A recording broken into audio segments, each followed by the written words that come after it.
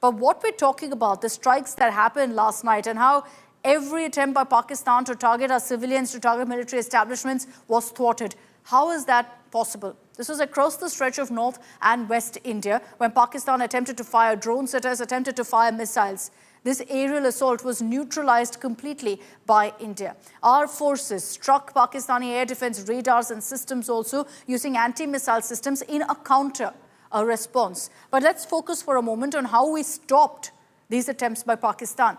There were a couple of weapons really in our arsenal that proved to be game changers. The Akash Teer, also known as India's Iron Dome, designed to automate air defense control and reporting, was activated. Akash Teer has been developed by Bharat Electronics Limited. It can enable forces to intercept, neutralize any projectile, because it gives you real-time data to precisely track aerial threats by collecting inputs from multiple radars and sensors. So this acts essentially, if you will, as a digital nerve center of air defense network. The Indian Air Force also deployed its reliable Sudarshan Chakra, the S-400 air defense systems. These long-range air defense systems can engage aircraft, cruise missiles and UAEs. You saw footage of that, of many of the missiles and drones being intercepted and exploding in the air. So the S-400 can hit multiple targets up to 400 kilometers, can track over 160 targets in a 600-kilometer range.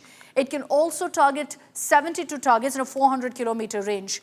India also deployed its 40mm AA gun, upgraded with radar and sensors. AA means anti-aircraft gun. It includes electro-optics, auto-tracking gear, can fire 240 to 300 rounds per minute, to 330 rounds per minute. Now, its effective range extends up to 4,000 meters, saturates airspace with predictive firepower.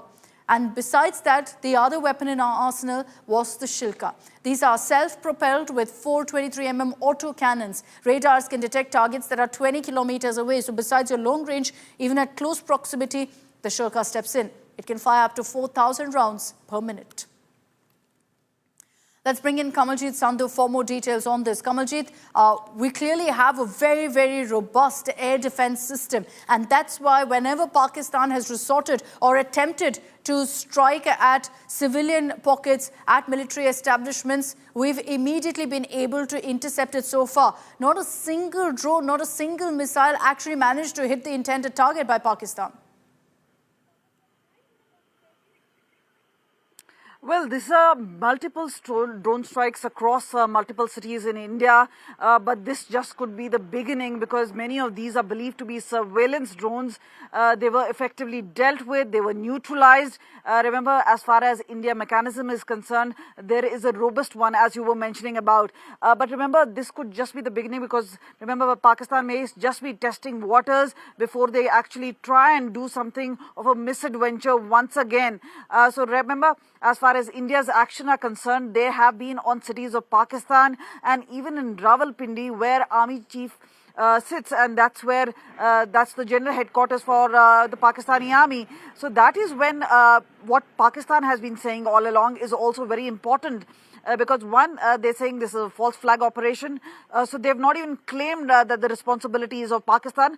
But that's nothing new as far as the country is concerned, because remember, they have always claimed one deniability, whether it is about presence of launch pads of the terrorist operation operating from Pakistan or the POK. But meanwhile, also what we've seen is the sort of support system, and whether it is the Hamas leaders meeting very much in Pakistan with Lashkar-e-Taiba and Jaish-e-Mohammed, the commanders, it is also goes to show the sort of synchronicity they have.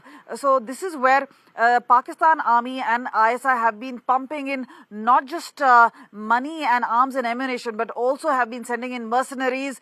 So yes, we have seen a number of infiltration, but there was one just about in the last 24 hours in Samba sector, which was foiled by the BSF. The visuals are for everybody to see about how there was a cover fire being given by the Pakistani post, which was eventually destroyed by alert BSF Jawans. So this seems to be an escalation of sorts, but remember, this may not just be over as many people are anticipating it to be. It could actually be worse because remember, Pakistan is still awaiting because they don't have any sort of a face face-saving just yet to show to their population, and that's the reason it does seem that they send in drones, especially surveillance drones in swarms, and this is where they were immediately neutralized, but there could be more in the offing, and that is why the security preparation, that is why the mock drills, and that is why there seems to be a lot of preparations in place. Remember the sirens going off, people being trained about this. So this is the level of alertness. But remember, as far as administration itself is concerned, largely precautionary, Kamaljeet. We've taken a lot of precautionary measures to ensure the safety of our civilians, to ensure the safety of every single Indian. Kamaljeet, thanks for those details. I also want to put the focus on really how the IAF has an air defense umbrella, if you will, that's ensured that every single citizen is safe and that many of these missiles, drones were intercepted in the air. How has the Indian Air Force done this? Well, it used the Counter-Unmanned Aircraft System, or the CUAS. Also, the Pechora, which is essentially a Soviet-origin surface-to-air missile system, which the Indian Air Force relies on greatly. Then you also had the Samar, which is the surface-to-air missile for assured retaliation. It's a hybrid air defense system that's been developed by the IAF in collaboration with private bodies as well. And then you had air defense guns, all of this used by the Indian Air Force to respond to Pakistan in a measured, calibrated manner.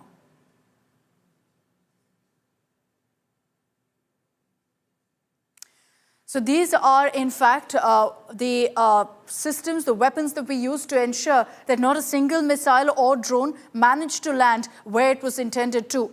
And that's why the Ministry of Defense in their statement also highlighted this, saying there's not been a single casualty, not a single injury, no material loss that's been reported in these particular attempts by Pakistan to strike on Indian soil. But one image really that's emerged from how this particular strike by Pakistan took place last night is an eerie similarity to what we saw between Israel and Hamas. Pakistan essentially has resorted to a playbook used by terror groups, launching a Hamas-style attack at multiple locations in India.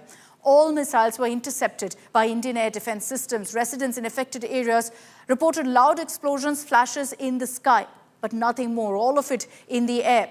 And it's been observed this was a Hamas-style attack, a Hamas-style attack, as multiple rockets were launched in quick succession. One target, non-stop rockets being fired. And these short-range rockets were used to target dense civilian areas as well. But much like Israel, India too has its own version of the Iron Dome with a plethora of arsenal air defense system that ensures we're impenetrable. After images that came in of that missile attack over Jammu surfaced, they looked so similar. We've given you that comparison also of what happened in Israel, the Hamas-style attack on Israel. This makes it clear that the Pakistan army is essentially behaving and operating like a terror group. There was an attempt clearly to overwhelm the Indian air defense system. That's why one after another missiles, drones being fired didn't happen.